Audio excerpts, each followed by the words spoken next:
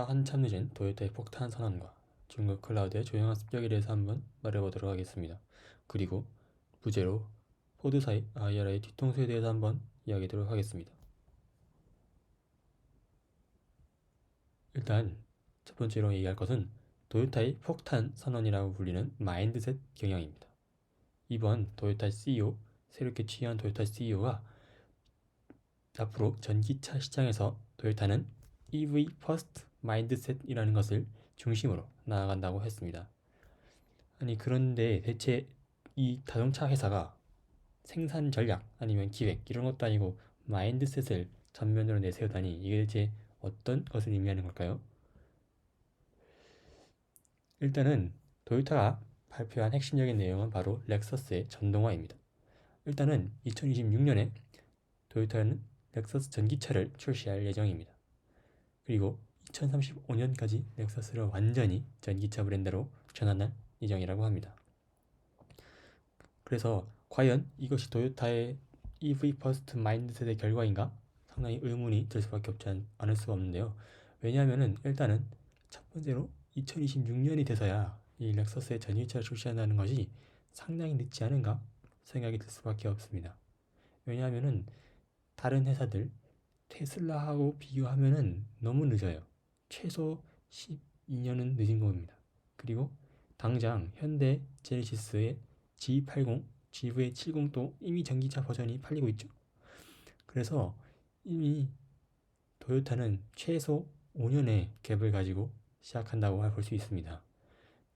2035년까지 다 전동화하겠다. 사실 이거는 다른 회사들이랑 큰 차이는 없어요.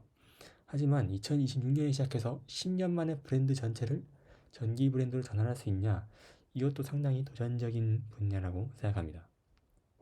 하지만 토요타가 경쟁력 있는 회사인 만큼 전기차 분야에서 상당한 약진을 보여줄 수도 있지만 그것은 시간이 지나봐야 알 수 있을 것 같습니다. 다음으로 포드의 IRA 뒤통수에 대해서 한번 이야기해 보도록 하겠습니다. 이 포드가 현재 CATL과 합작한 배터리 공장을 설립한다고 발표했습니다.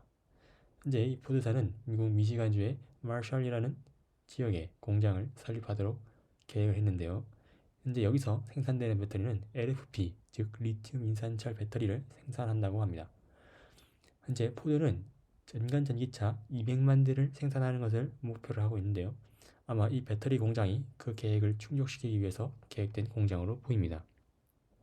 그러나 여기에 한 가지 문제점이 있다면은 최근도 아니죠.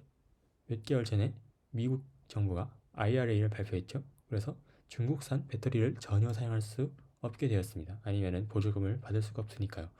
그런데 왜 하필 포드는 CATL과 합작을 했는가? 지금 CATL이 포드와 합작을 할 때 지분을 단 하나도 갖고 있지 않습니다. 즉 CATL은 기술만 판매하고 지분은 없는 거죠. 그럼 이렇게 되면은 당장 IRA법에서 중국 회사들의 배터리를 사용하지 못하게 하는 게 의미가 있냐? 어차피 CATL의 기술을 받아와서 판매하게 되면은 결국 CATL은 돈을 벌 거 아닙니까? 그러면은 결국 IRA법에 대한 우회가 아닌가 이런 우려가 나오고 있습니다.